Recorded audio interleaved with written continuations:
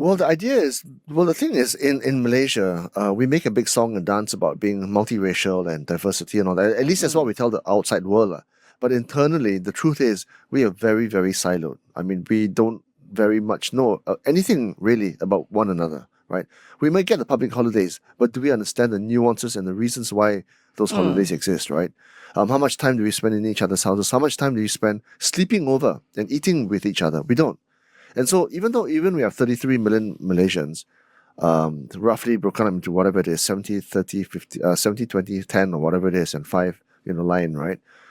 We are living in our separate shells. So what do the rest of Malaysia need to know about the 7.5 million Chinese, which is a big block, but it's not homogenous? What are those elements of dynamic at play? How has it changed? Well, one of the things that I think if we are looking at commonalities among the races in Malaysia, I think one common area that they do come together is actually food. All right, so that's where I guess that whether we visit we know that there's a Hari Raya holiday or a Chinese New Year holiday, but when we actually sit together and eat, it's where there are some commonalities. Like your mamak stores, Chinese also go into eating mamak stores. Going to eat there. And now the Muslim community will also eat Chinese food, but it has to be halal. All right. Yeah. So this is just the sort of like your day-to-day thing. But to go deeper, it's I guess that is how do you want to pull the nation together? Correct. It's about unity. It's about cohesion. Unity. Yes. Not just food. Correct. Yeah, I feel that I think in the past, because there's a certain, there's the elites, they speak English, that becomes the common language, and they all used to go to the same school and so on. And I feel that it's although they're less, the G2s, the English speaking Chinese groups are in a way shrinking because they're older. But at the same time, you see, elites are the ones that can. It is now become a class issue. I feel that the high income groups, they can go and play golf together. They can go and hang around in restaurants in your Bangsa and Damansara Heights. But the lower income groups don't have that opportunity to interact. So I think it is not just an issue of race. It is also an issue of Economic class categories.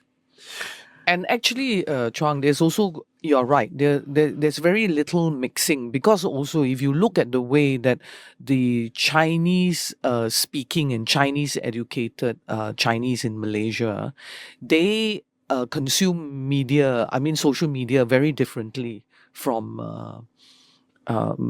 the rest of us, and they might be just consuming everything in Chinese. So if you want to do the mixing, right, you have to have Malay festivals, culture, everything translated into the Chinese language for them to consume. They do not automatically consume and look at Malay media or English media even.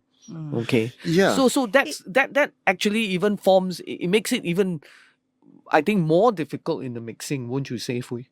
Yeah, I would say that, some of it is also, I feel it's also, a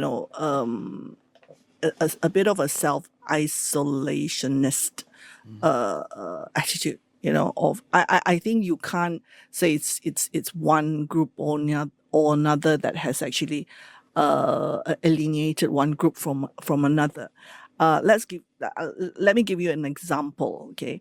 We, Rita and I, run this radio station in Sabah, in Sarawak. Sarawak only a year and a little bit ago, but we've been running Kopi Kopi for the last 7 years in Sabah, and that is the number one station, okay, in Sabah. If you ask any Kadazan, you ask any indigenous you ask any local Sabahans, they will have heard of Kupi Kupi, whether they're in Sandakan or even when places where the frequency is not even available. Everyone's heard of us. You interview a Chinese, I bet you only get 2 out of 10 that has ever heard of Kupi Kupi. So Chinese in Sabah, Chinese in Sabah, but the indigenous will have heard. yes. But See? but the indigenous language that we are we are using Bahasa Bahasa Sabah. or Bahasa so Malaysia. so you there, cannot say that we're using a language that Chinese don't understand because they all speak the same Bahasa. We all speak the same Bahasa. They all have gone to school and have studied the national language, right?